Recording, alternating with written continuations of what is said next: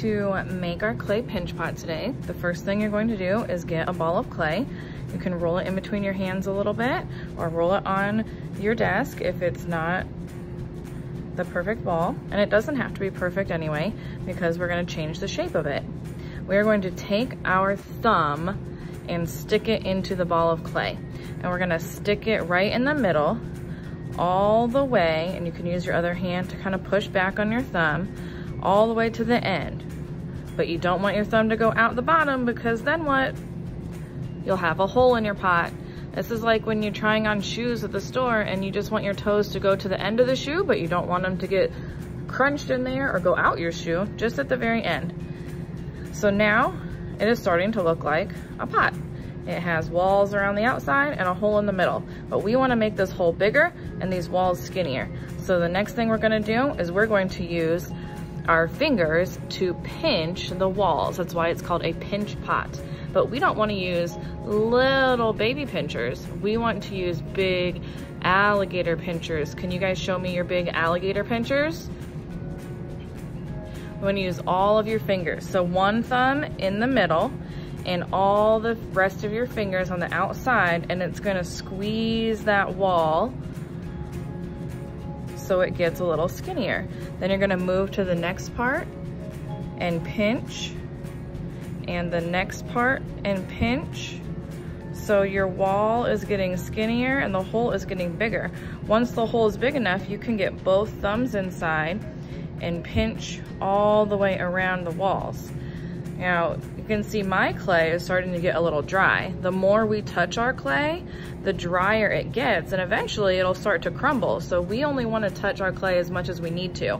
If yours is cracking, don't worry. You can always push it back together and smooth it with your finger. And I can also come around and spray a little bit of water on your clay projects as you're going, and you can smooth out with your finger all those little cracks that are showing. And we're gonna paint these later too. So if some cracks are showing, it's okay. It's just the way clay is. So you're gonna make all your walls with your pinching. Don't make them too skinny. What do you think will happen if it gets too skinny?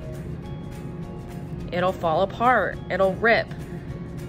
So we don't want to make it any skinnier than maybe a pancake. And then here's the bottom of your pot. You can kind of tap it on your table to make it stand up nice and right. And then at the very end, we have these drawing sticks or these carving tools that we can draw some designs on the outside. You can poke little dots on it. Make sure that you don't squish your pot. You might want to hold your hand on the inside so it doesn't fall over. Don't make holes going all the way through because then you'll have a hole in your pot. You can be gentle, poke little dots. You can draw lines on it. It's hard to draw into clay, so I would just stick with lines and dots. You can make different kinds of lines. Don't draw on the very bottom because later on, I'm gonna write your name on here. You don't have to write your name, I'll write your name for you once the clay dries a little bit. And you don't have to worry about the inside. You can smooth the inside. We'll paint it later. And there you have your pinch pot. When it's all done, you might wanna wipe off the little clay boogers that are on the outside. And then you can take your pot and put it on top of your name. Right on top of your name so it covers your name up. All right, have fun.